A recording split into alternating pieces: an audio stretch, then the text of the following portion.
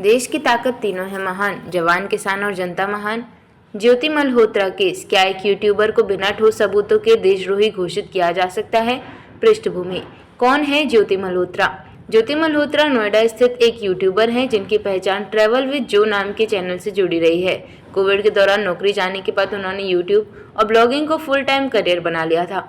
उनकी गतिविधियां ट्रैवल, धार्मिक स्थलों की जानकारी और सामाजिक मुद्दों तक सीमित रही। वर्ष 2023 में उन्होंने प्रधानमंत्री मोदी द्वारा शुरू किए गए करतारपुर साहिब कॉरिडोर के तहत पाकिस्तान में स्थित गुरुद्वारा श्री करतारपुर साहिब के दर्शन किए और ये यात्रा सरकार की विधि सम्मत प्रक्रिया ETA के माध्यम से हुई। गिरफ्तारी, क्या था पुलिस का आरोप? 16 मई 2025 को नोएडा की सिविल लाइन थाना पुलिस ने ज्योति मल्होत्रा को पाकिस्तान के लिए जासूसी करने के संदेह में गिरफ्तार किया।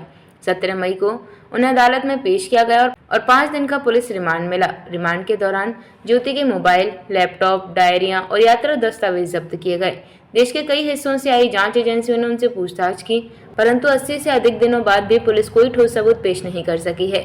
पिता की पीड़ा, कोरे कागज पर साइन करवाए गए। ज्योति के पिता हरीश मल्होत्रा ने 4 अगस्त को राष्ट्रपति द्रौपदी मुर्मू, प्रधानमंत्री नरेंद्र मोदी और गृह मंत्री अमित शाह को पत्र लिखकर कई गंभीर आरोप लगाए हैं। उनके अनुसार पुलिस ने बिना किसी कारण या सबूत के ज्योति को गिरफ्तार किया। रिमांड के दौरान उसे कोरे कागजों पर हस्ताक्षर करने को मजबूर किया गया। मानसिक दबाव और भय का माहौल बनाया गया ताकि बयान लिए जा सकें।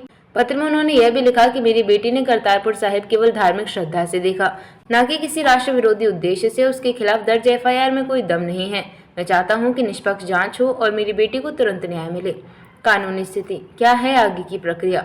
15 अगस्त से गिरफ्तारी के 90 दिन पूरे हो जाएंगे। भारतीय दंड संहिता के अनुसार यदि 90 दिन में चालान दाखिल नहीं होता तो आरोपित को जमानत पर रिहा किया जा सकता है।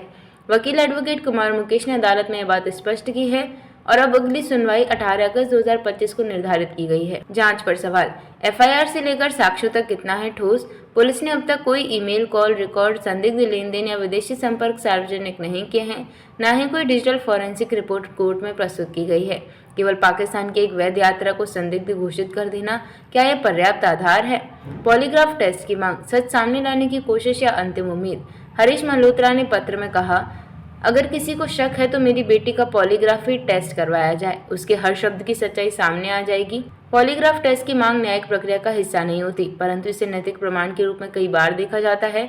मामला क्यों बना राष्ट्रीय चर्चा का विषय? मामला राजनीतिक, प्रशासनिक और सामाजिक प्रश्नों को जन्म देता है। क्या एक धार्मिक यात्रा को देशद्रोह का कारण बनाया जा सकता है? क्या पुलिस के पास पर्याप्त फैक्ट्स और एविडेंस हैं या सिर्फ आशंकाओं पर कार्रवाई हो रही है? क्या यह मामला मीडिया ट्रायल और सरकारी दबाव का शिकार हो रहा है? निष्कर्ष, ज्योति मल्होत्रा का केस केवल एक महिला की गिरफ्तारी नहीं है, यह भारतीय लोकतंत्र के उस पहलू को उजागर करता है जहां नागरिक स्वतंत्रता, पुलिस या प्रक्रिया और न्याय व्यवस्था एक दूसरे से टकरा रहे हैं। जब तक सबूत सामने नहीं आते तब तक सबसे बड़ा सवाल यही है कि धार्मिक श्रद्धा और डिजिटल स्वतंत्रता को राष्ट्र विरोध कह देना न्याय है?